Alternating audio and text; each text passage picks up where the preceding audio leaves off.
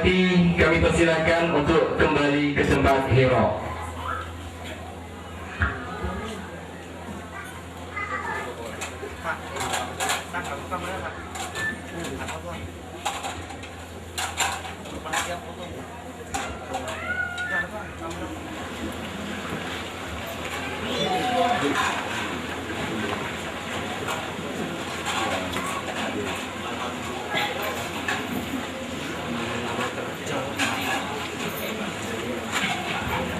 Demikian pemenang-pemenang lomba kelas meeting pada tanggal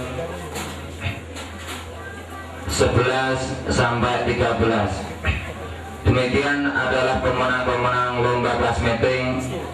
Adapun acara lomba itu adalah 6. Pertama, cerdas cermat Islam. Yang kedua, hafalan juz amma bil ghaib. Yang ketiga, ceramah agama. Yang keempat, qiraah. Kemudian kaligrafi dan tumbang. Dan yang pertama yaitu juara 1 cerdas cermat Islami dari Aliyah Ikhwani Simalem, yaitu dengan angka 235.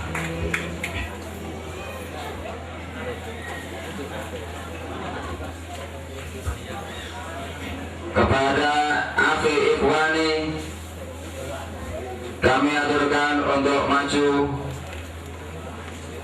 atau yang mewakilinya. Kemudian juara 2 yaitu Aliyah Akhwat dengan sip malam yaitu 220. Kemudian juara yang ketiga yaitu Sanawi Akhwat pada sip pagi dengan nilai 210. Kepada yang bersangkutan kami mohonkan untuk maju ke depan.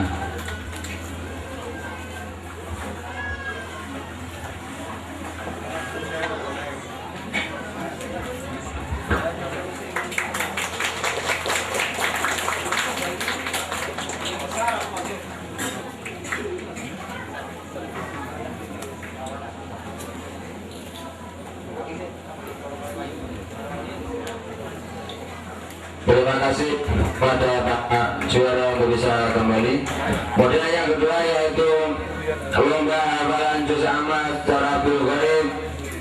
Kepada yang bernama yaitu juara 1 Ahmad Nafi dari Aliyah dengan nilai 605. Kepada Ahmad Nafi kami mohonkan untuk ke panggung. Dan juara 2 yaitu Abdul Aziz Aliyah dengan skor nilai 560. Kemudian juara 3 yaitu Mukhoyaratul Imarah atau yang mewakilinya dengan nilai 555. Dan dari Bapak Ustadz Abdul Salam kami mohonkan untuk bisa menyampaikan untuk hadiah.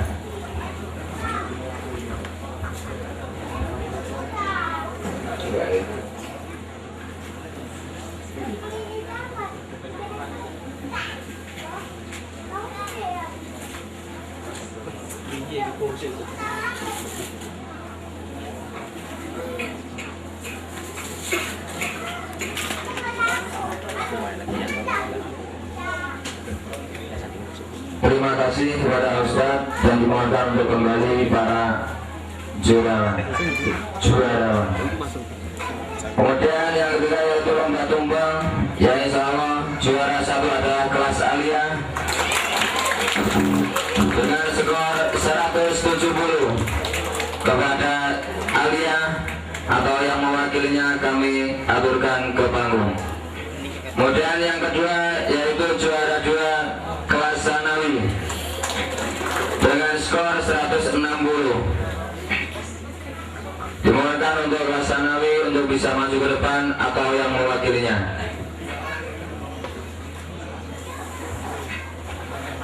Kemudian juara 3 yaitu kelas Ibtidah dengan skor 120. dan kami aturkan kepada Al Ustaz Saifur Rahman untuk memberikan hadiahnya.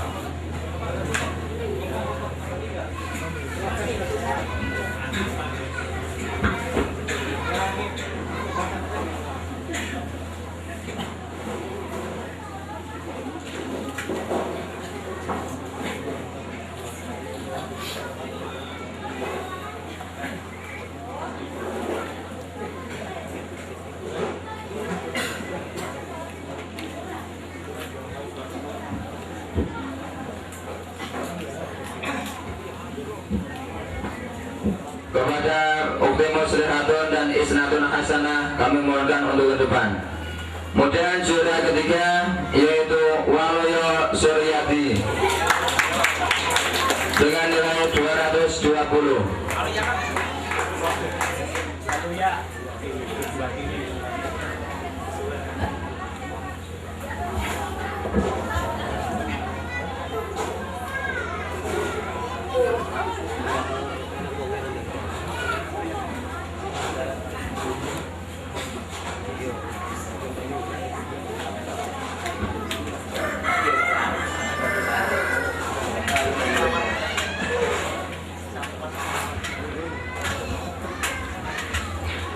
Lomba kiraan yaitu juara 1 Akhi Irwandi Siddiq dengan nilai 235. Kepada yang bersangkutan kami aturkan. Kemudian juara 2 yaitu Ukti Damsiah dengan nilai 230.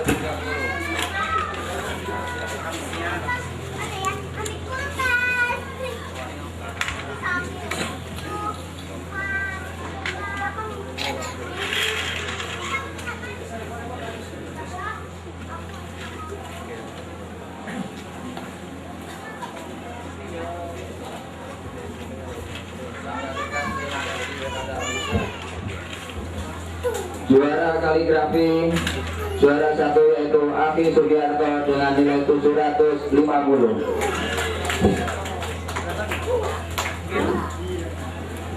Kemudian juara 2 yaitu Akhi Zainuddin kelas Sanawiyah dengan nilai 700. Kemudian yang ketiga yaitu juara kaligrafi Akhi Rahmat Maristrianto dengan nilai 650 dari kelas Intiga.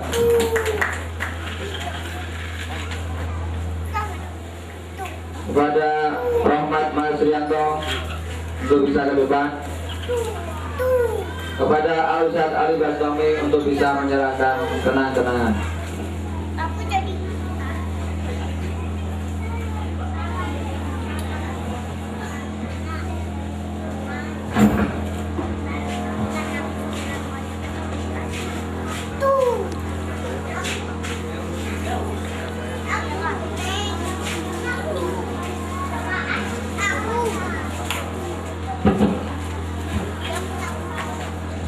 Kepada Ustaz kami ucapkan terima kasih. Kemudian yaitu siswa-siswa yang berprestasi dari kelas Ibtidak sampai Aliyah dan nanti bisa diberikan untuk di belakang acara. Kami sampaikan yaitu dari Ibtidak Abdul Ghafur. Kemudian yang kedua Koko Setiawan. Yang ketiga yaitu Joko Nugroho. Dari kelas Sanawiyah Ukti Damsiah 2 Ukti Nurhayati. Kemudian yang ketiga Ali Setiana. Kemudian kelas Aliyah yaitu Akhi Siswanto. Yang kedua Santoso. Yang ketiga Akhi Abdul Aziz. Dan yang terakhir yaitu koordinator terbaik angkatan kelima.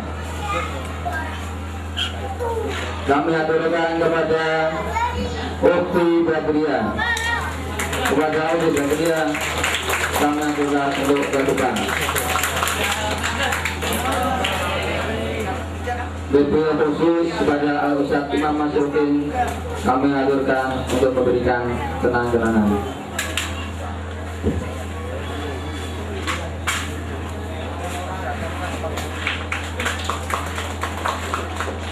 Terima kasih, semoga dengan diciptakannya pemimpin terbaik angkatan kelima kali ini bisa menjadikan manfaat dan berkah. Amin Allahumma amin. Kemudian terima kasih dari kami atas salah dan khilaf, mohon maaf dan kami aturkan kembali kepada MC. Acara selanjutnya yaitu tausiah yang insyaallah akan diisi oleh Habib Syaufuddin Yahya. Kepada Habib Syaufuddin Yahya yang dipersilakan. Bismillahirrahmanirrahim. Assalamualaikum warahmatullahi wabarakatuh.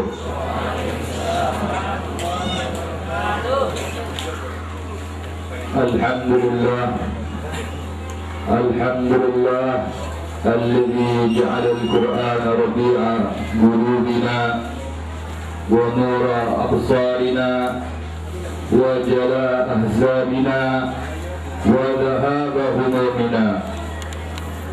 Allahumma salli wa sallim ala sayyidina Muhammadin al-Fatih lima ughliq wal khatim lima sabaq nasirul haqqi bil haqqi wal hadi ila siratikal mustaqim wa ala alihi wa sahbihi haqqa qadrihi wa miqdarihi al-'azim.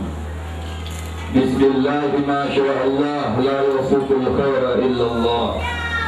Bismillah ma syaa Allah la yasrifu as-su'a illa Allah. Bismillah ma syaa Allah ma kana min ni'matin fa min Allah.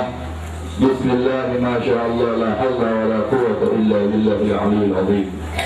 Rabbi shrah li sadri wa yassir li amri wahlul 'uqdatam min lisani yafqahu qawli bijahil nabi wal ali amma ba'd.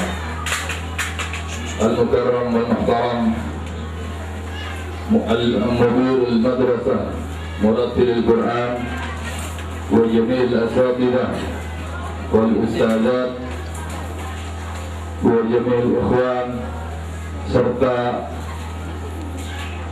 bapak-bapak utusan pemerintah yang dimuliakan oleh Allah Subhanahu wa taala. Alhamdulillah, tiada kata yang patut dan terucap pertama kali dari kita hanyalah syukur kepada Allah Subhanahu wa taala, karena dengan rasa syukur itu kita akan diberikan kenikmatan yang lebih dari Allah Subhanahu wa taala, seperti yang Allah firmankan di dalam Al-Qur'an. A'udzu billahi minasyaitonir rajim. Bismillahirrahmanirrahim.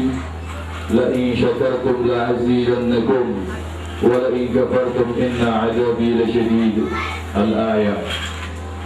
Apabila kalian bersyukur atas nikmat-nikmatku, maka akan tambah nikmat-nikmatku.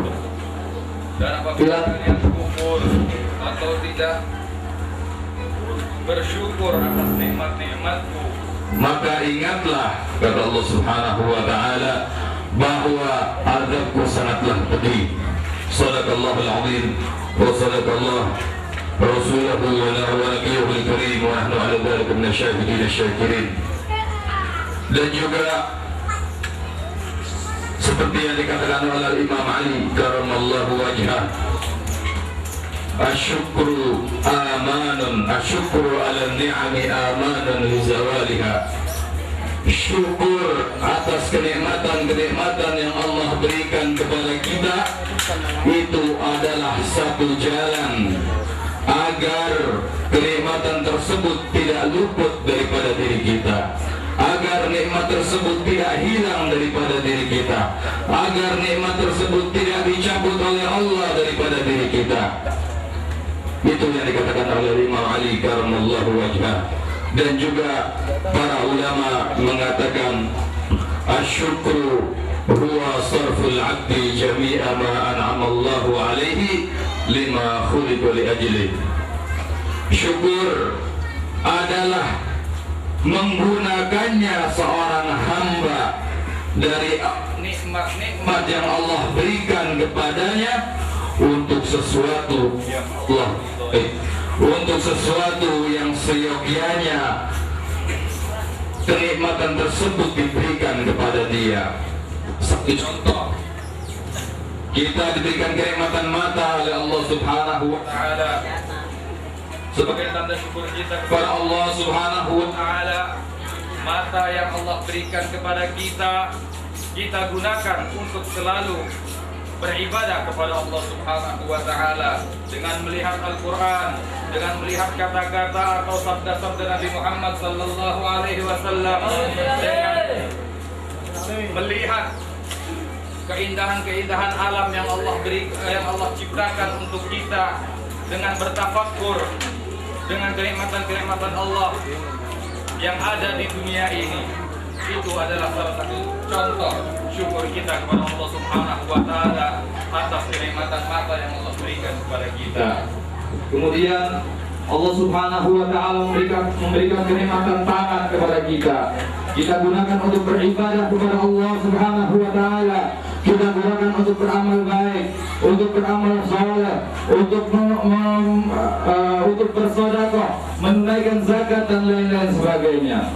Kita diberikan kenikmatan kaki oleh Allah Subhanahu wa taala. Kita gunakan untuk melangkah ke tempat-tempat yang diridhai oleh Allah Subhanahu wa taala, melangkah ke masjid-masjid, melangkah ke majlis-majlis ta'lim, melangkah ke tempat-tempat ibadah, melangkah ke panti-panti asuhan untuk memberikan sumbangan dan lain sebagainya.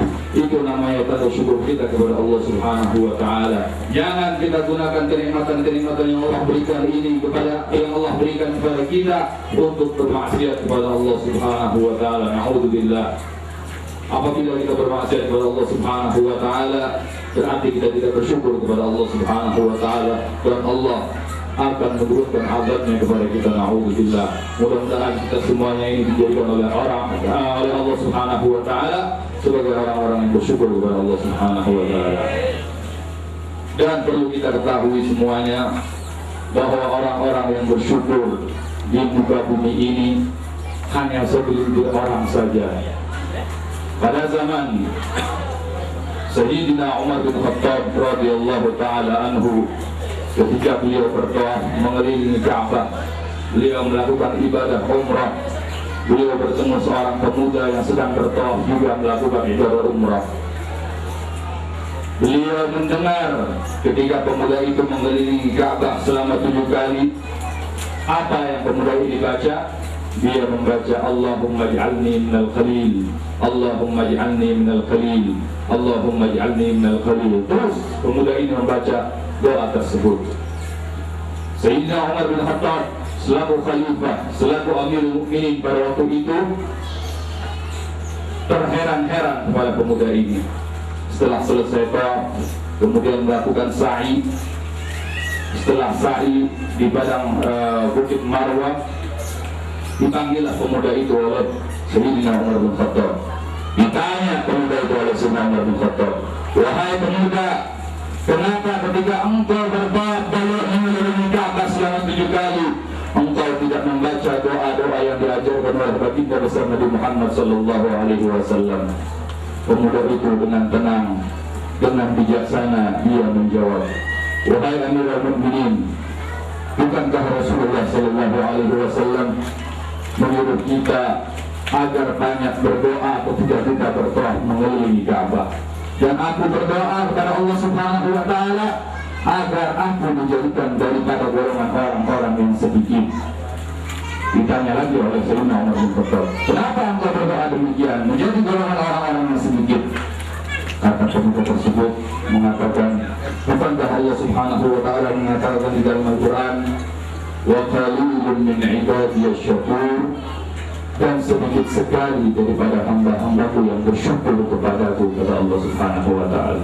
Maka dari itu, dari ayat tersebut aku minta kepada Allah Subhanahu wa taala agar aku dijadikan golongan orang-orang yang sedikit, orang-orang yang selalu bersyukur kepada Allah Subhanahu wa taala.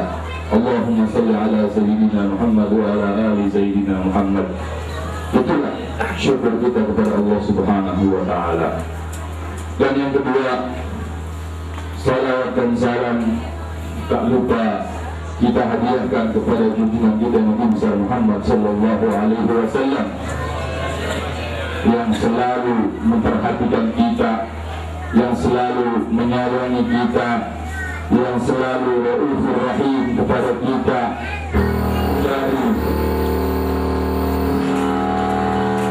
Dari beliau masih hidup sampai beliau menjelang wafat, sampai beliau wafat, sampai beliau berada di alam kubur, sampai beliau berada di padang mahsyar, sampai sebelum beliau masuk surga, beliau masih memperhatikan kita.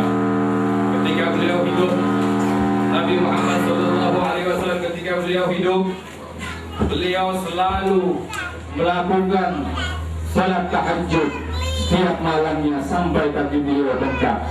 Ketika itu Siti Aisyah, Ummul Mukminin Sayyidatuna Aisyah radhiyallahu ta'ala anha mengintip baginda besar Nabi Muhammad SAW yang sedang bertahajud. Ketika Siti Aisyah mengintip, Nabi Muhammad tahu bahwa Siti Aisyah ini lagi ngintip suaminya. Nabi sengaja di dalam salat tahajudnya beliau mengatakan, beliau berdoa, ya Allah, ampunkanlah dosa-dosa Aisyah semuanya dan jadikanlah dia daripada golongan orang-orang yang masuk surga. Tersenyum Siti Aisyah mendengar doa Rasulullah SAW tersebut. Ketika selesai tahajud, Nabi Muhammad menghampiri istrinya Siti Aisyah. Ditanya, wahai Aisyah, apakah engkau dengar tadi doaku yang aku sampaikan waktu sholat tahajud? Siti Aisyah mengatakan, benar ya Rasulullah. Apakah engkau senang dengan apa yang aku doakan tadi?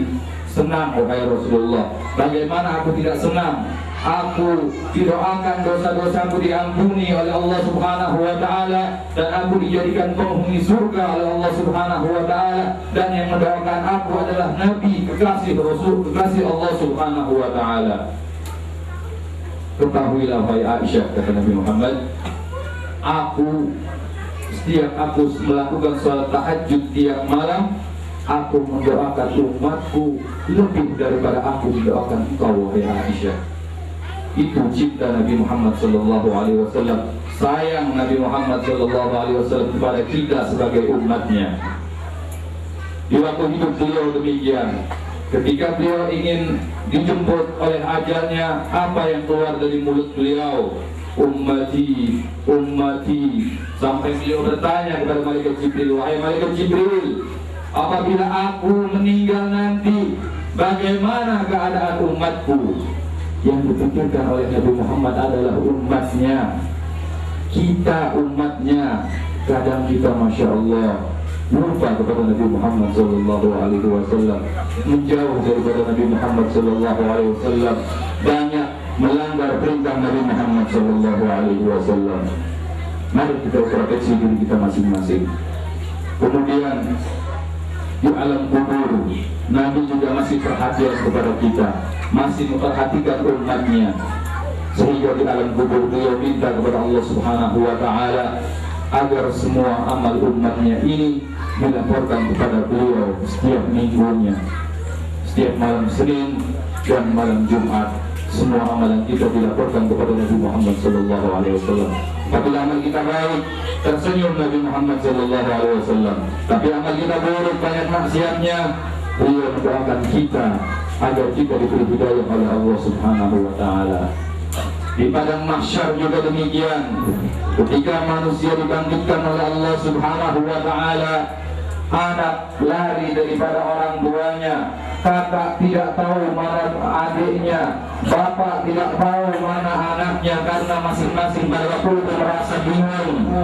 Matahari berada satu jengkal di atas kepala kita, ada yang tenggelam, ada yang selamat, ada yang lari kocar-kacir dan lain sebagainya. Saking dahsyatnya padang mahsyar pada waktu itu. Nabi Muhammad SAW menunggu umatnya di padang mahsyar di tepi telaga Kautsar. Manusia pada waktu itu merasa kehausan semuanya. Nabi Muhammad menunggu umatnya, dipanggil satu-satu umatnya, wahai si A, umatku, kemari minum air telaga Kautsar, kamu tidak akan haus untuk selamanya.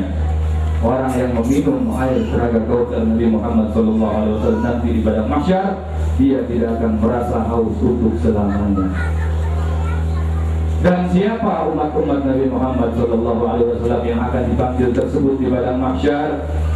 Apakah kita, apakah orang lain?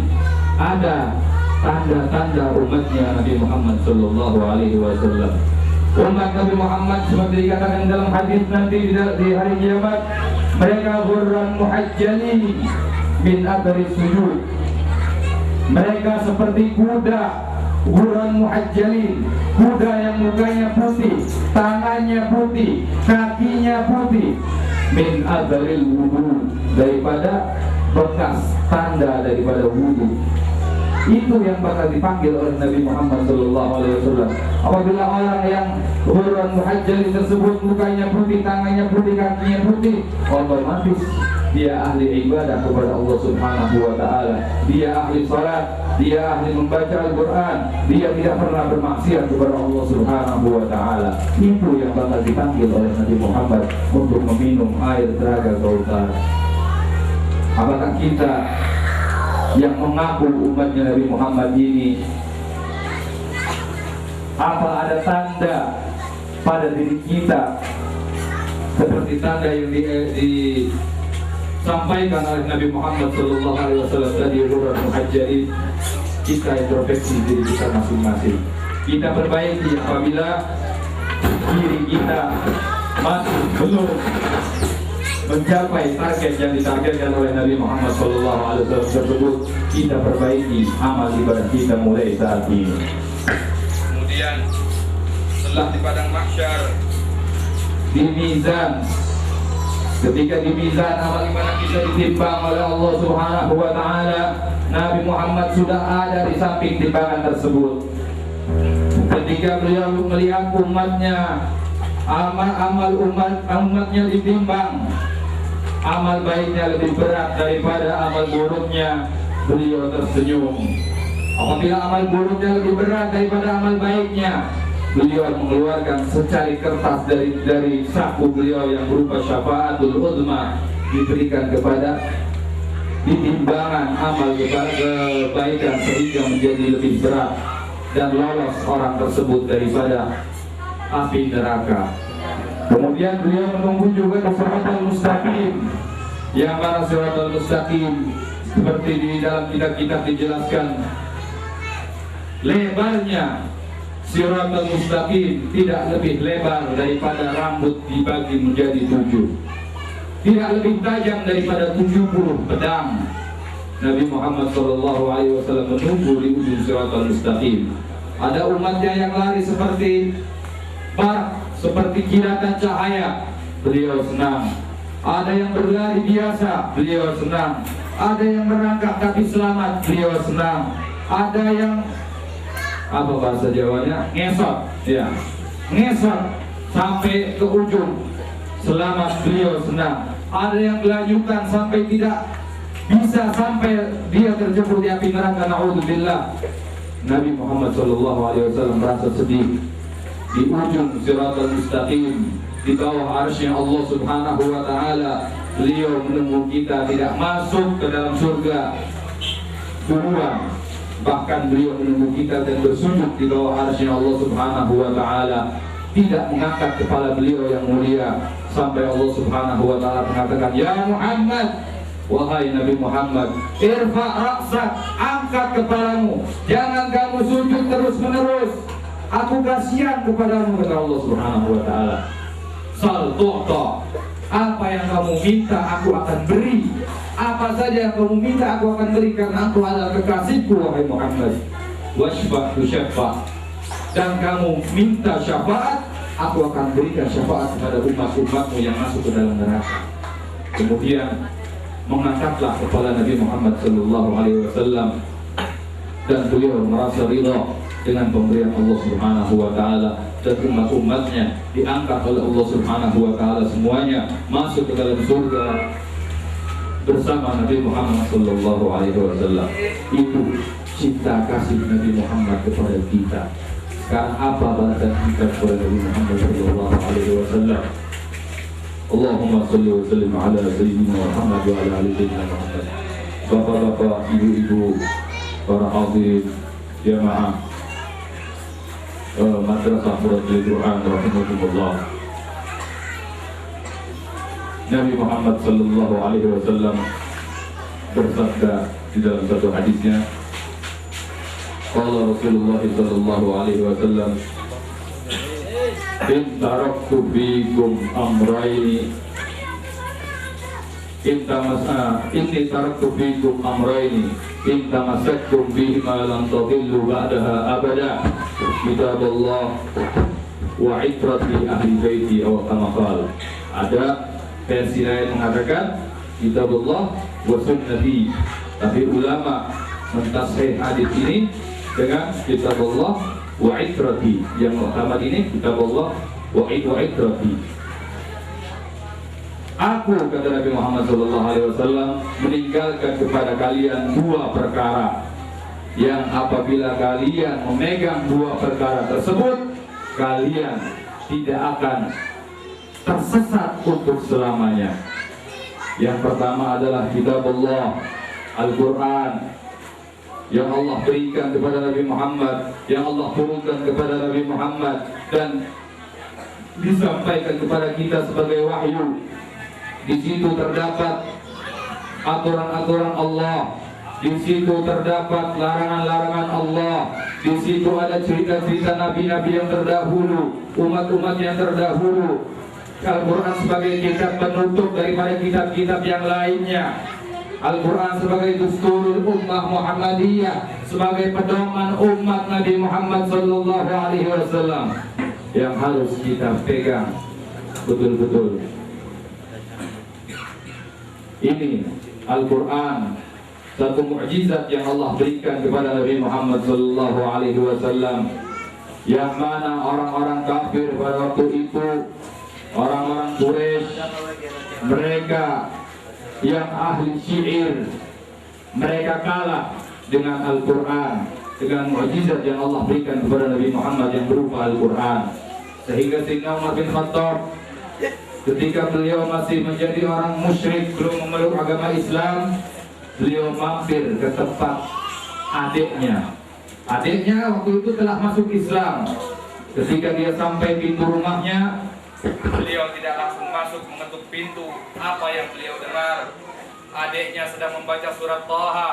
Taha, ma anzalna 'alaikal Qur'an litashqa illa tadhkiratan liman yakhsha. Terus sampai berapa ayat.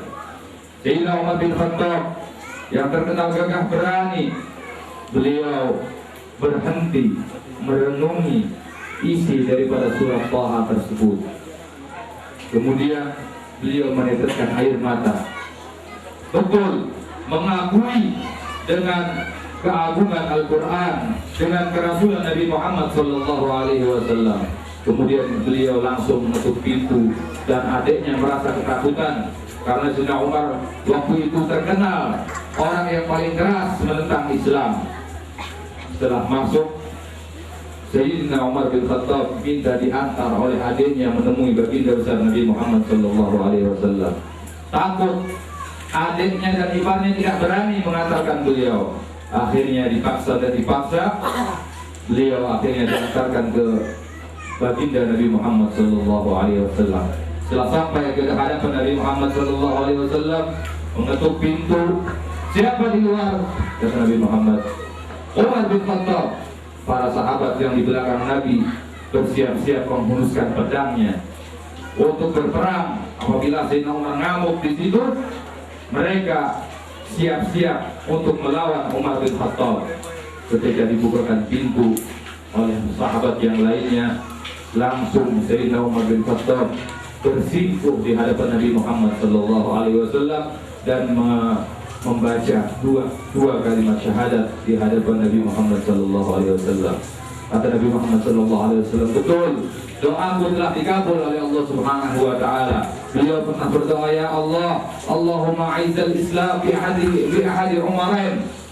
Ya Allah, agungkanlah Islam ini dengan salah satu dua Umar. Satu Umar bin Khattab, yang kedua Amr bin Wud. bin Wud tetap dia mati dalam keadaan kafir, tapi Sayyidina Umar bin Khattab mati atau meninggal dalam keadaan Islam dan beliau menjabat sebagai Amirul Mukminin. Itulah Al-Quran yang harus kita pegang. Kemudian yang kedua kata Nabi Muhammad SAW, kitabullah wa itrati ahli baiti. Yang harus kita pegang yang kedua adalah keluargaku, turunanku. Ada yang mengatakan sunnahku. Itu yang harus betul-betul kita pegang. Siapa keluarga Nabi Muhammad SAW? Keluarga Nabi Muhammad SAW di dalam kitab-kitab dikatakan hum Bani Hashim, atau yang ada yang mengatakan hum Bani Muttalib. Mereka itu adalah Bani Hashim, itu termasuk keluarga Nabi Muhammad. Ada yang mengatakan Bani Muttalib, mereka adalah keluarga Nabi Muhammad. Ada yang mengatakan kullu mu'minin taqiyyin.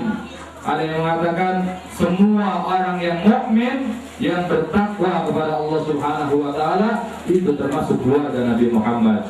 Para ulama, mereka adalah keluarga Nabi Muhammad. Para asatid, mereka para keluarga Nabi Muhammad. Para kiai, mereka termasuk daripada keluarga Nabi Muhammad sallallahu alaihi wasallam.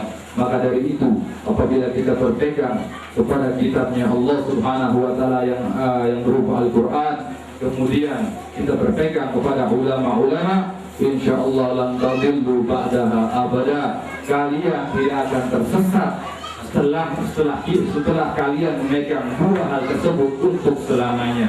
Katakan tidak cuma dua, kita ikut Al-Quran dan kita ikut kepada ulama. Itu cukup bagi kita untuk menyelamatkan diri kita di dunia dan di akhirat. Bapak-bapak serta ibu-ibu yang dimuliakan oleh Allah Subhanahu wa taala, ada satu hadis lagi yang dikatakan Nabi Muhammad sallallahu alaihi wasallam, qala Rasulullah sallallahu alaihi wasallam, "Allimu auladakum thalathata khisalin."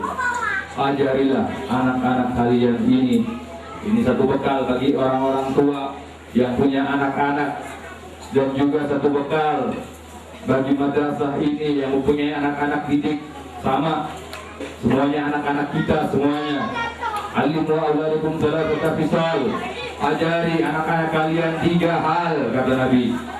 Hubbu nabiyikum, hubba nabiyikum, wa hubba ali baitihi, wa tilawatil Qur'an. Dan yang ketiga, yang pertama, cinta kepada nabimu.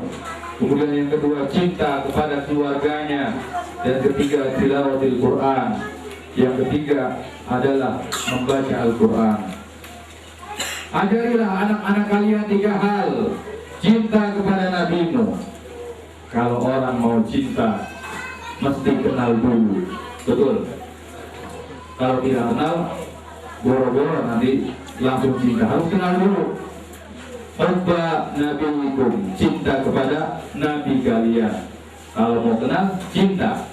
Kalau mau cinta, kenal dulu. Sekarang, apakah kita sudah mengenal baginda besar Nabi Muhammad sallallahu alaihi wasallam? Siapa beliau? Bagaimana beliau? Apa yang beliau lakukan? Apa yang beliau perhatikan untuk kita? Apa yang beliau berikan kepada kita? Kita harus ketahui itu semuanya. Hubba nabiyikum, cinta kepada nabi kalian. Apakah kita sanggup cinta kepada Nabi Muhammad sallallahu alaihi wasallam? Kata Nabi Muhammad sallallahu alaihi wasallam, la yu'minu ahadukum hatta akuna ahabba ilaihi min malihi wa walidihi wan nasi ajma'in, atau kama qala.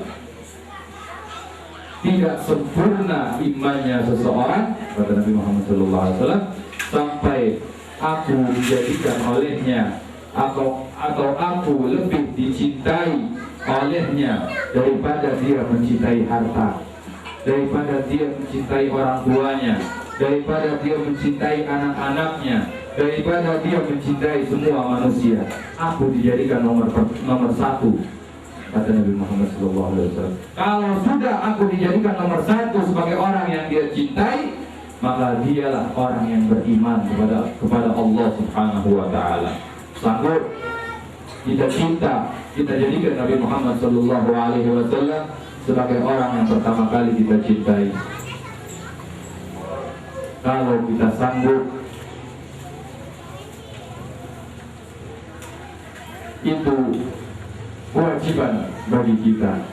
Tapi kalau kita masih belum sanggup, mari kita belajar, sama-sama belajar mencintai Nabi Muhammad SAW dan menjadikan beliau sebagai orang yang nomor satu yang kita cintai. Ibu-ibu yang punya suami atau suami yang punya istri, jangan cemburu. Kalau bapak-bapak yang punya istri, jangan cemburu kalau ibu-ibunya lebih mencintai Nabi Muhammad SAW daripada mencintai bapak-bapaknya atau suami-suaminya. Itu kewajiban seorang muslim, kewajiban seorang yang beriman kepada Allah Subhanahu wa Ta'ala, lebih mencintai Nabi Muhammad daripada manusia lainnya. Kemudian kata Imam Syafi'i, tandanya orang cinta, in kana hubbuka shadiqan la ata'tahu, innal muhibba liman yuhibbu muti'u. In kana hubbuka shadiqan, apabila cintamu itu betul-betul cinta yang sejati, la ata'tahu, kamu akan taat, akan menurut kepada orang yang kamu cintai. Innal muhibba liman yuhibbu muti'u, dan orang yang cinta kepada orang yang dicintai selalu mentaatinya. Sekarang satu contoh, dulu mungkin bapak-bapak yang belum kawin masih pacaran sama ibunya, cinta kepada ibunya, disuruh apa saja insya Allah mau, betul. Sampai ada lagu apa? Samudra aku seberangi, katanya. Gunung aku daki, samudra aku seberangi. Masya Allah, itu saking cintanya. Suruh nyebur sumur, mungkin sama orang yang dia cintai, mau dia nyebur sumur. Itu tanda daripada orang yang cinta. Sehingga ada satu lagu Gambus, ada syair Gambus, dia menceritakan tentang cintanya kepada seorang perempuan. Marartu ala diyar diyar layla, uqaddidu dal jidar ya dal jidara, wa ma hubbu diyar syagabna qalbi, walakin hubbu man sakana diyara. Aku lewat di depan rumahnya Laila, aku cinta kepada Laila, sampai kalau aku lewat di depan rumahnya Laila, aku berhenti. Kata penyair tadi, aku berhenti di depan rumah Laila, aku ciumi temboknya. Saking cintanya kepada orang sama si Laila, saking cintanya berhenti, temboknya diciumin. Tapi dia bilang, aku tidak betul-betul mencium tembok tersebut, tapi aku cinta kepada orang yang tinggal di dalam tembok tersebut, yaitu si Laila. Itu orang yang cinta sampai temboknya saja dicium, Masya Allah. Kalau sudah hatinya betul-betul banyak atau penuh dengan rasa cinta kepada orang yang dia cintai. Begitu juga kita kepada Nabi Muhammad SAW, jangan salah. Orang-orang yang pergi haji, orang-orang yang pergi umrah, ketika mereka ziarah ke Madinah, ke Masjid Nabawi, ziarah ke kuburannya Nabi Muhammad SAW, ada yang ngelap, dicium. Nah, itu mereka tanda cinta mereka kepada Nabi Muhammad SAW. Nah, itu. Jadi orang-orang yang betul-betul cinta sampai temboknya pun dia senangi, diciumi temboknya. Kita kembali ke syair tadi. Innal muhibba liman yuhibbu muti'u, dan orang yang cinta kepada orang yang dia cintai akan selalu taat dan menurut. Kita cinta kepada Nabi Muhammad SAW, kita harus nurut semua ajaran Nabi Muhammad SAW. Kata Ibnu Muhammad, ayo bangun sholat tahajud. Kita harus bangun secara tahajud. Nabi Muhammad, ayo baca Quran. Kita harus membaca Al-Quran dalam rangka cinta kita kepada Nabi Muhammad SAW. Bukan cinta begitu saja. Kita sudah cinta, kita melakukan perintahnya Nabi Muhammad, kita dapat pahala lagi. Masya Allah. Ini sudah tidak ada hitungannya lagi. Kita cinta kepada Nabi Muhammad. Nabi Muhammad suruh ayo sholat sunnah, puasa sunnah. Kita lakukan puasa sunnah, kita lakukan sholat sunnah. Semua ajaran-ajaran Nabi Muhammad SAW kita lakukan. Itu tandanya kita cinta kepada Nabi Muhammad SAW. Kemudian tanda cinta yang ketiga kepada Nabi Muhammad SAW, idza ahabba syai'an aktsara min dzikrihi. Apabila seorang itu mencintai sesuatu, dia akan banyak menyebut yang dia cintai tersebut. Kita cinta kepada seorang perempuan misalnya, atau cinta kepada seorang laki-laki, selalu terbayang-bayang, selalu kita sebut nama orang yang kita cintai.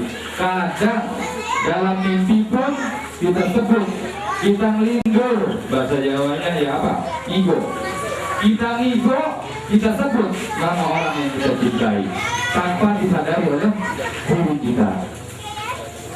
Itu tandanya orang yang cinta selalu menyebut orang yang dia cintai. Kita cinta kepada Allah Subhanahu wa Ta'ala.